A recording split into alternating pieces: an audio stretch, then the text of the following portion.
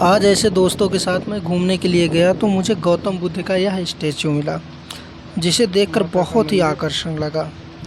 यह स्टैचू इतना प्यारा है कि यहाँ से पूरे शहर का नज़ारा कुछ इस प्रकार दिखाई देता है। सामने मंदिर है, मंदिर के जस्ट बगल ये सुंदर सा शहर बना हुआ था।